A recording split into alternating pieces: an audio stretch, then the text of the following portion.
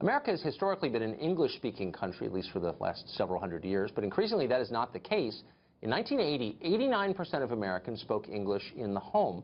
That figure has fallen dramatically ever since. Today, more than 20%, one-fifth of the country, that's 60 million people, speak something other than English at home. Increasingly, the U.S. is a multilingual country.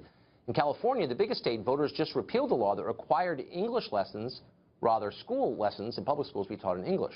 Mauro Mujica is the head of U.S. English. He's fighting to make English the country's official language. He joins us now. Mr. Mujica, you speak 5 languages. You're right. Born in Chile, international person. You're not against other languages, obviously. Why do you think it's important? I speak Spanish at home with my American wife. Then why is it important to make English the national language? Because it's obvious. Like most things in life that are obvious are difficult to pass in this country. Yes.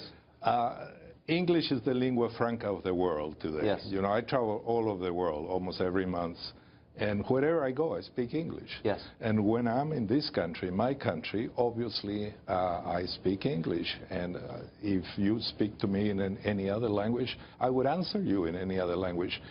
We at U.S. English are not against people who speak other languages. We're against the idea of the government functioning in other languages, like Belgium that you mentioned the other day, or Quebec, etc. Because it divides the country. It divides the country. We were founded by Senator Hayakawa, who was a linguist and a semanticist, in 1983. Senator Hayakawa was himself an immigrant.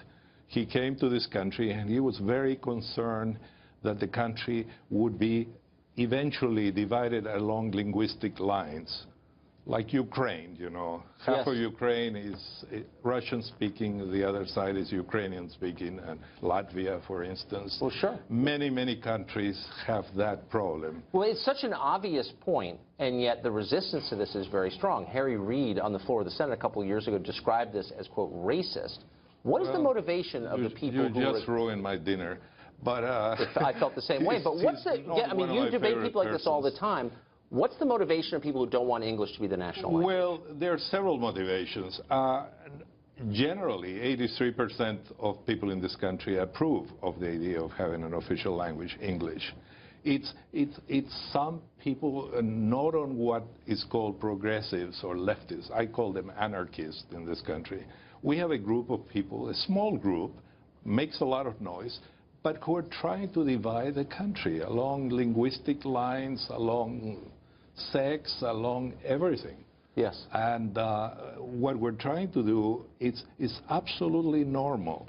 Instead of trying to function in any one of the 350 languages that we have in this country, we want the government to begin teaching English to immigrants and to help them assimilate.